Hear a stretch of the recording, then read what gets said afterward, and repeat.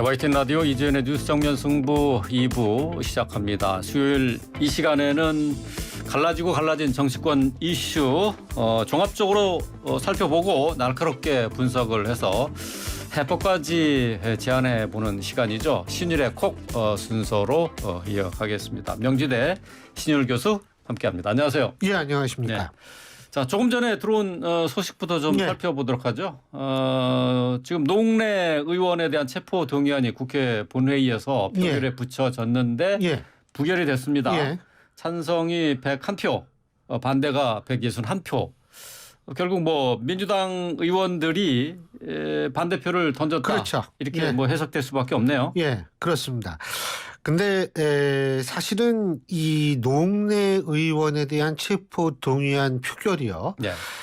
앞으로 혹시 만에 하나 있을지 모르는 이재명 대표에 대한 어떤 그런 체포 동의안 이런 것들을 어떻게 처리할 것인가 하는 리트머스 시험이었다.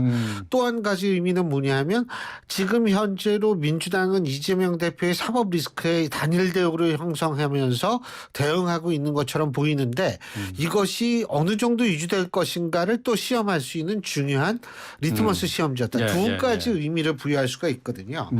근데 이제 사실은 그 민주당 의원들의 입장에서 볼 때는요. 이게 어떤 생각이 할 수밖에 없냐면 지금 노웅래 의원에 대한 체포 동의안을 부결시키고 앞으로 만일 이재명 대표에 대한 체포 동의안이 넘어왔을 경우에 그거마저 부결시키면 방탄민주당이라는 얘기를 들을 수밖에 없습니다. BTM이죠. 그러니까 BTS는 굉장히 사랑을 받는데 전 세계의 사람들의 BTM이 그렇게 사랑을 받을지 모르겠어요. 근데 방탄민주당이라는 얘기를 들을 가능성이 있는 거고 만일 말이에요. 노웅래 의원에 대한 체포 동의안을 가결시키고 만에 하나 있을지 모르는 이재명 대표에 대한 체포 동의안을 부결시켜버리면 이때는 이재명 사당화라는 얘기를 들을 상황이거든요. 그러니까 간단히 얘기한다면 민주당 의원들의 입장에서 볼 때는 방탄민주당이죠. 방탄 BTM이라는 소리를 듣느냐 방탄민주당 소리를 듣느냐 아니면 이재명이 사당화됐다라는 비난을 듣느냐 이 선택이 이루어졌었는데 오늘 결과를 본다면 저는 민주당 의원들이 방탄민주당의 선택을 했다라고 봅니다. 근데 그게 뭐 둘 다 좋지는 않죠.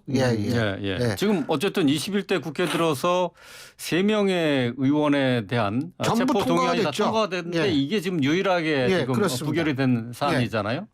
결국 이제 말씀하신 것처럼 방탄 정당이다라는 비판, 제 식구 감싸기다라는 비판, 뭐 피할 수는 없는 것 아닙니까? 그럼요. 그런데 이제 제가 이거 오늘 좀 아까 지하철 타고 오면서 제가 봤는데 그때 저는 이런 생각을 했어요.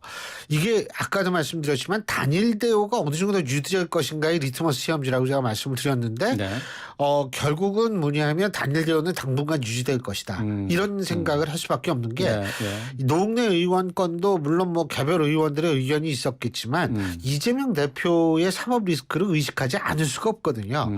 그러니까 오늘 이것이 부결됐다라는 사실은 사법 리스크에 대해서 당분간은 단일 대우로 나갈 가능성이 굉장히 높아졌다. 저는 이런 생각이 드는데 그렇다면 단일 대우로 당분간 나간다? 또 하나의 의미는 사실 뭐냐면요. 이 친명계의 확고한 자리매김 될 수 있는 그러니까 지금 친명계들의 영향력이 어느 정도 되는가도 역시 어느 정도는 우리가 대충 짐작할 수 있게 됐다라는 측면이에요. 그러면 친명계들이 어느 정도의 위상을 확보하게 됐다라고 가정을 한다면 이건 어디와 연결이 되냐면 차기 총선 공천과 연결이 되거든요. 그러면 공천에서 이제 비명계는요. 굉장히 나름대로 좀 위축될 수 있는 상황이 초래될 수도 있다는 거예요. 될 수도 있다라는 거죠. 이렇게 되면 이게 비명계의 거취 행동에 주목을 할 수밖에 없어요. 왜?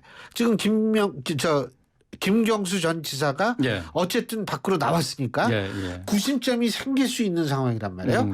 거기에다가 지금 이게 친명계들이 이거 완전히 주류로 이제 자리 잡는 거 아니야? 라는 생각을 오늘 부결에서 조금 가질 수도 있거든요. 그러니까 이제 그런 의미로 우리는 민주당 내에 있어서의 비명계들의 움직임을 상당히 좀 주목할 필요는 생겼다. 이렇게 생각을 합니다. 어쨌든 뭐 표결 결과로만 보면은 친명계 당 장악력 아직 확고하다라고 볼 수 있고 그다음에 이제 이게 총선까지 이어진다. 이렇게 예상을 해야 되는 건가요? 그러면? 그러니까 총선까지 이어질지 아닐지 모르지만 최소한도 이걸 불결시킬 정도의 세력이 가지고 있다면 제가 볼 때에는 이게 쉽게 친명계가 이렇게 그 흩어질이라고 생각하기는 좀 어렵지 않을까 이런 생각을 한다는 거죠. 네. 오늘 뭐 노웅래 의원에 대한 체포 동의안입니다만은 이재명 대표에게 어쨌든 관심이 자연스럽게 쏠리게 됐어요. 그럴 수밖에 없어요. 지금 이제 광주에 내려가 있지 않습니까? 민생 투어를 지금 하고 있는데 경청 투어. 경청 투어. 여기서 이제 야당 탄압 규탄 연설을 했어요.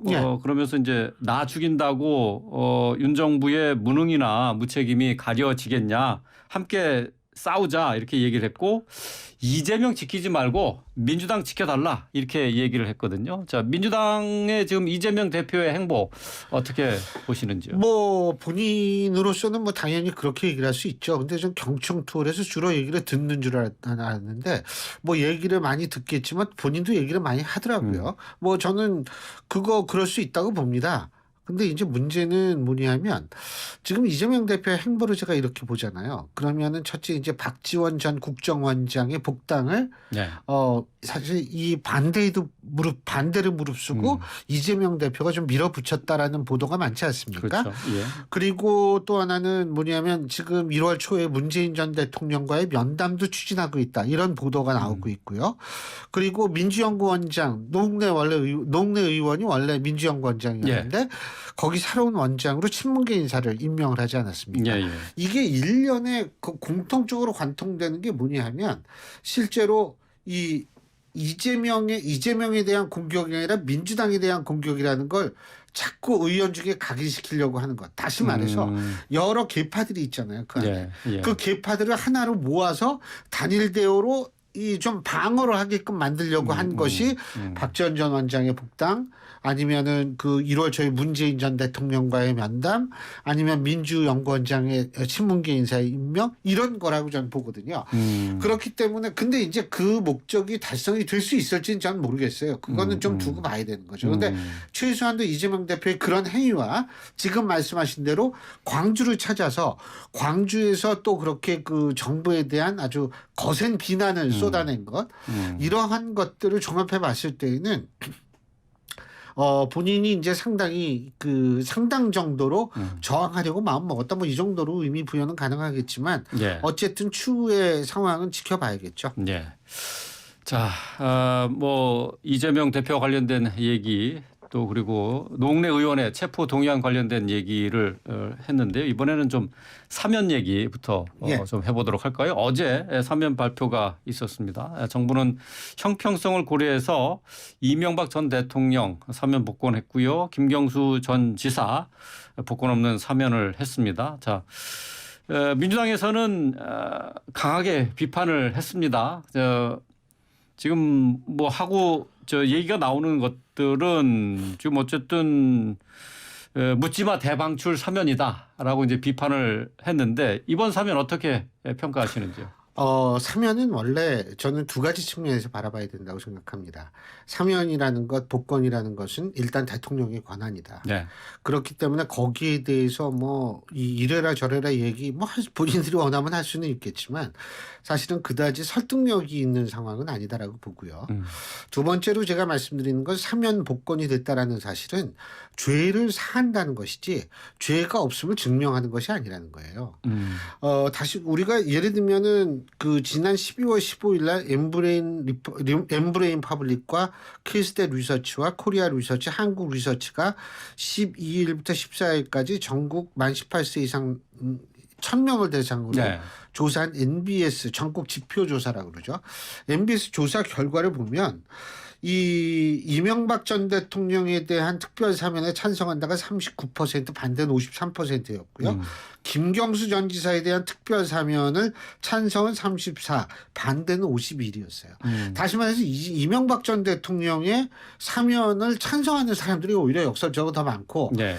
반대도 물론 많았습니다만 네. 김경수 전 지사도 사실 반대가 만만치 않거든요. 이 그렇죠. 얘기는 뭐냐면 두 분 다 법을 어겼다라고 국민들이 인식한 거예요. 범법을 저지른 사람들이라고 생각한다는 거죠. 근데 지금 예를 들면 이 사면을 가지고 야 이명박 대통령은 사면 받고 있는데 왜 우리 정치인은 사면밖에 안 했느냐라고 얘기를 하면서 뭐 이명박 대통령은 뭐 전 대통령은 죄가 어떻고 얘기를 하는데 네. 범법이라는 측면에서 볼 때 그 죄의 경중을 그런 식의 주장에 의해서 가져질 수 있다라고 생각하는지 좀 그게 굉장히 의문이었어요. 그리고 뭐 대통령과 김경수 전 지사를 또 어떻게 그 비교하느냐 뭐 이런 주장도 있는데 좀 거기에도 동의 못하는 게 범법이 기준이 돼야지. 예? 네, 과거의 지위를 기준으로 판단해서도 안 되는 거니까 양측의 주장이 전 그렇게 공감을 못 얻는다. 단 사면 복권이라는 것은 대통령의 이 고유 권한이기 때문에 이거 가지고 뭐 어떠니 저쩌니 얘기하는 거 저는 좀 그렇다고 봅니다. 네. 지금 뭐 민주당에서 하는 얘기는 이명박 전 대통령은 지금 내야 할 벌금도 있고 또 형기 같은 경우도 15년 가까이 남아 있는 상황인데 김경수 전 지사는 5개월만 살면 나오지 않느냐. 이게 어떻게 등가로 교환될 수 있느냐 이제 이렇게 지적을 하고 있는데 그런 주장이 좀 무의미하다 그런 말씀이시네요. 그러니까 시간을 비교를 하거나 죄의 경중을 비교하거나 예 아니면 전직을 비교하거나 이러한 주장들에 대해서는 공감을 얻기는 굉장히 힘들더라고요. 국민들이 관심 갖는 거는 그 사람들이 범법을 저질렀다는 데 관심을 갖는 거지 전직이 뭐였고 뭐 몇 개월 남았고 이거 가지고 비교해 가지고 야 이거는 저는 그렇게 큰 공감을 불러일으키기는 조금 부족하지 않을까라는 생각을 한다는 거죠. 예, 예. 자, 오늘 출소한 김경수 전 지사. 이번 사면은 받고 싶지 않은 선물을 억지로 받은 셈이다라고 밝혔는데요. 자, 지금 어쨌든 김경수 전 지사가 출소를 하면서 민주당 내에서 새로운 친문의 핵심 축이 되지 않을까 하는 예상도 좀 하고 있어요. 어떻게 그럼요. 보세요? 제가 볼 때는 김경수 전 지사가 일단은 복권이 안 됐기 때문에 향후 5년간은 아마 5년인가요? 8년인가요? 5년인가요? 예. 5년간은 28년까지. 출마가 불가능하죠. 하지만은 김경수 전 지사는 사실 친문의 적자라는 말을 듣는 분이기 때문에 그 존재 자체가 사실 민주당에 굉장히 큰 의미를 가져올 수 있다. 특히 이 비명계라고 불리우는 쪽 이쪽에서 굉장히 큰 의미를 부여할 수가 있는 것이 왜 그러냐 하면 사실 여태까지 뚜렷한 구심점이 없었거든요. 예, 예. 그런데 김경수 전 지사라는 친문 적자가 등장함으로써 구심점이 생긴 거거든요. 그러니까 그 구심점이 생긴다라는 사실만 놓고 판다면 실제로 굉장히 민주당 내에 어떤 그 역학구도의 상당한 변화를 가져다 줄 수 있는 사람이다. 전 그런 생각을 가지고 있고 그래서 이제 사실 주목을 하는 거죠. 그렇죠. 그게요 뭐 출마를 해야지 꼭 김경수 전 지사 정도 되면은 출마 여부는 저는 정치적 영향력과 별개라고 생각합니다. 아, 그래요? 출마 안 해도 얼마든지 영향력을 행사할 수 있는 상황이다. 전 그렇게 보죠. 근데 뭐 정치인 같은 경우에 예. 뭐 지방선거가 됐든 예. 총선이 됐든 아니면 뭐 대선이 됐든 어떤 국민들의 선택을 받는 그 위치에 가서 거기서 한번 경쟁을 해봐야 되는 게 정치인의 물론 그렇죠. 어떤 값어치를 그렇죠. 증명하는 길이잖아요. 그렇죠. 근데 근데 결국 영향력이 제한될 수밖에 없다는 그 예상들을 하고 있는데. 근데 저는 사실 뭐라고 생각하냐면요.